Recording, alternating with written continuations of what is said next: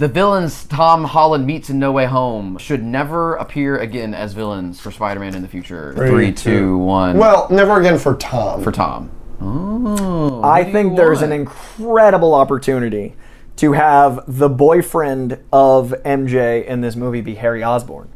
The movie literally sets up that her new boyfriend is in the same conversation of her going to apply at a mega corporation that she turns down. That could have been him trying to be a good boyfriend and hook her up with a job. He literally buys top shelf booze he's showing off his money. He's got a flagrant disregard for money. He's trying to showboat. He brought Harry Osborn energy way more than Paul energy. I think it'd be a really cool setup that instead of doing the reveal that Norman is the Goblin, do the reveal over time that the guy that MJ's dating, he meets her dad later and his name is Norman.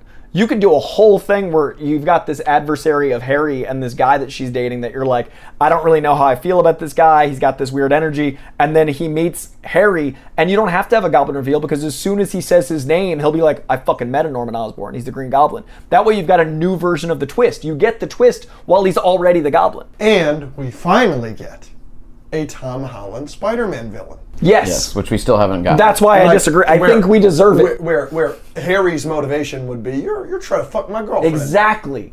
And then you've got the science element of he's doing science on his own. He's got all that rigs and stuff.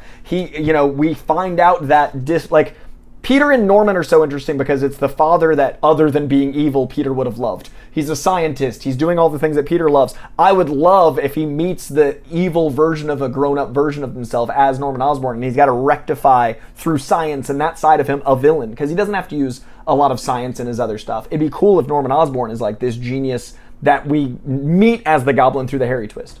I think there's totally space for a Goblin in the Tom universe.